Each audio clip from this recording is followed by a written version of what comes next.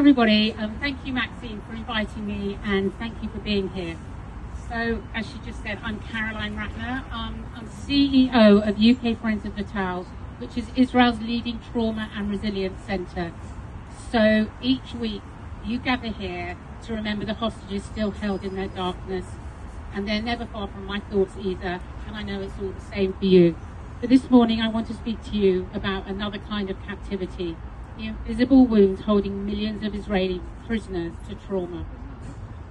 Since October the 7th, Israel has faced a mental health crisis of unprecedented proportions, one that touches every part of society and will shape it for years to come. NATAL is a non-political NGO founded in 1988 and is at the forefront of treating trauma and PTSD. NATAL serves all Israelis, Jews, Arabs, Druze, Bedouin, from religious to secular, because unfortunately trauma knows no boundaries. NATAL has had to expand dramatically to meet its unprecedented demand, but the scale is simply staggering.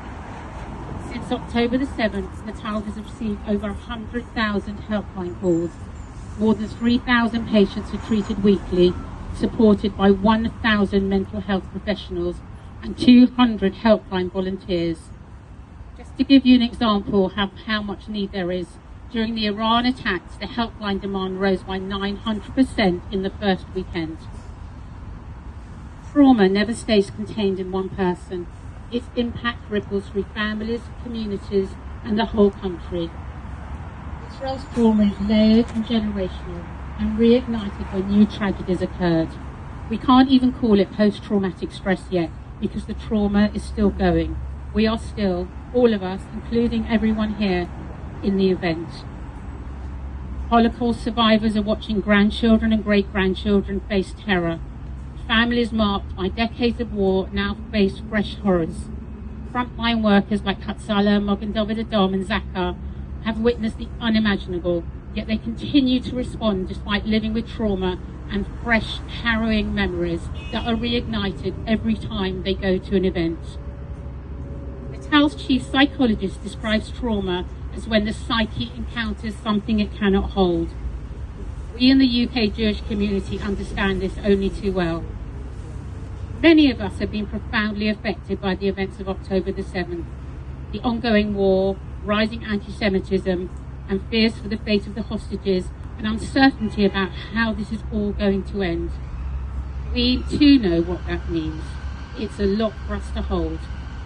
But there is hope. With the right treatment, you can manage and move on from trauma. NATAL knows that post-traumatic growth is possible, that resilience is not about erasing pain or bouncing back unchanged. It's about living with the wounds, yet refusing to let trauma define a nation that has been built on resilience, strength, and determination. Just think about the former hostages. Look at Emily, who was here this week, who have been through the unimaginable, and who within months have found the strength to write books and speak on global stages. So, as we hold space for the hostages here, let us support every Israeli living with invisible wounds. NATAL's mission proves that even when trauma feels endless, healing and resilience remains possible.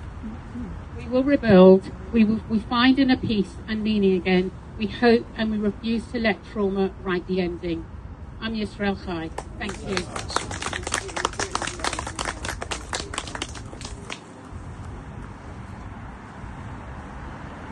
NATAL Friends of Israel.